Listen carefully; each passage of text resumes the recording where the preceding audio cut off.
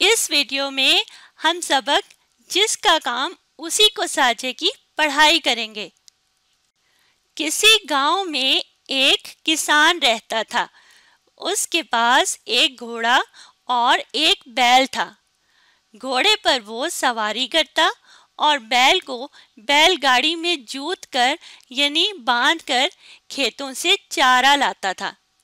इसके अलावा मंडी में सब्जियां और अनाज ले जाने के लिए भी बैलगाड़ी इस्तेमाल करता था। फिर हल भी चलाना पड़ता था। इस तरह बैल को काम करते करते सुबह से शाम हो जाती थी, जबकि घोड़े की शानदार जिंदगी यानी इज्जत वाली जिंदगी देखकर बैल रश्क करता था।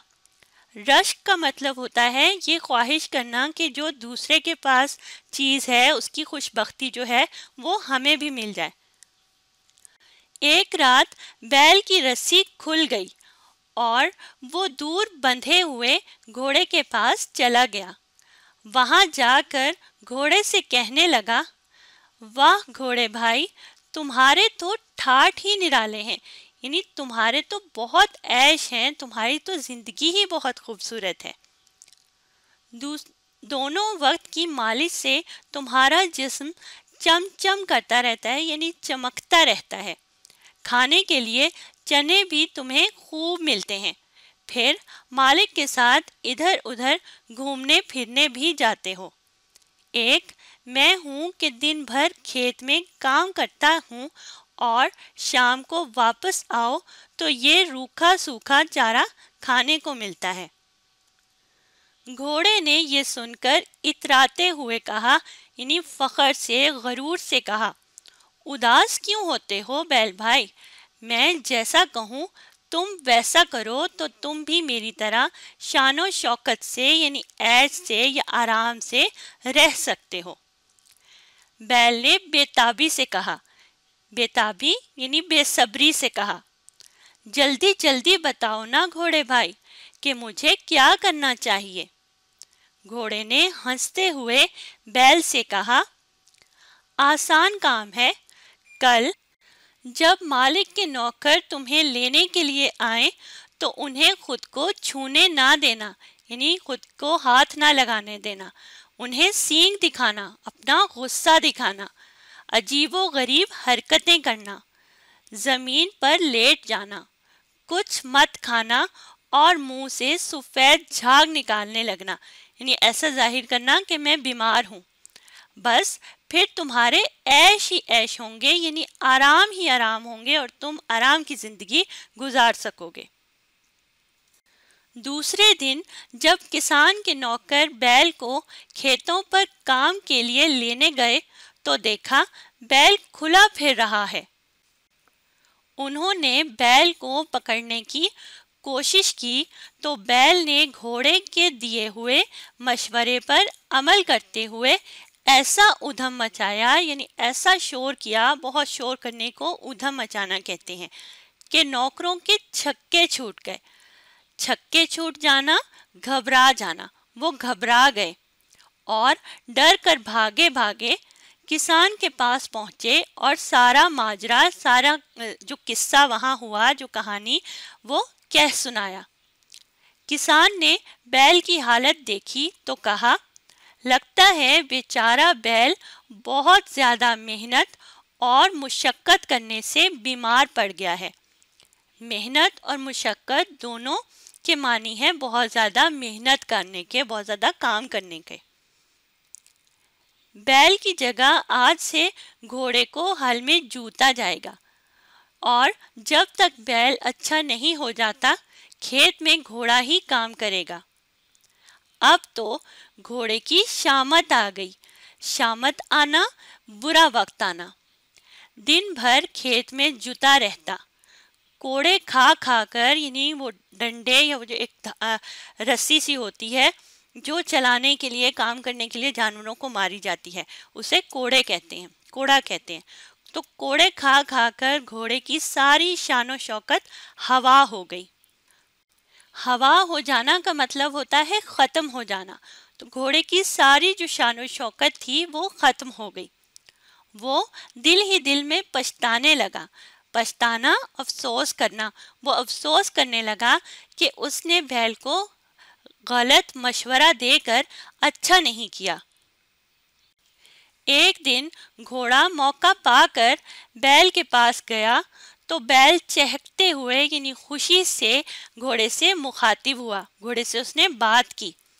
वाह दोस्त, क्या मशवरा दिया तुमने, मैं तो किस्मत से राजा हो गया। किस्मत से राजा होना का मतलब होता है बहुत ज़्यादा आसानी मिल जाना। अब तो कुछ काम नहीं करना पड़ता और वक्त पर हरा हरा ताज़ा चारा खाने को मिलता है।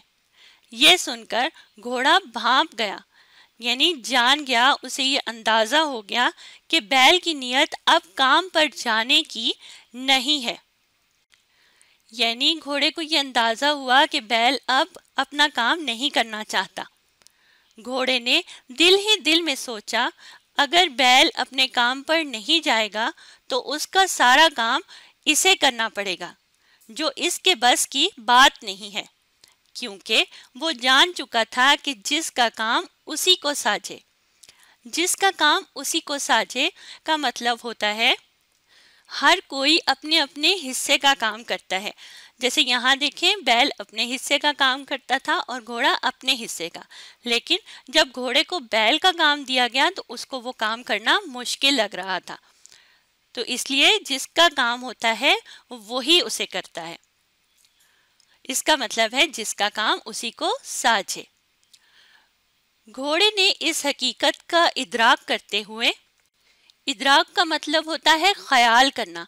जब घोड़े को इस हकीकत का ख्याल आया, उसने ये अंदाज़ा लगाया, तो उसने बैल से कहा, दोस्त, बड़े दुख के साथ तुम्हें एक बात बताता हूँ कि मालिक तुम्हें एक कसाई को बेचना चाहता है, क्योंकि मालिक की नज़र में अब तुम किसी भी काम के नहीं रहे। ये देखभाल और 2 वक्त का हरा हरा चारा इसलिए दिया जा रहा है कि तुम सेहतमंद हो जाओ और अपने काम पर वापस आ सको।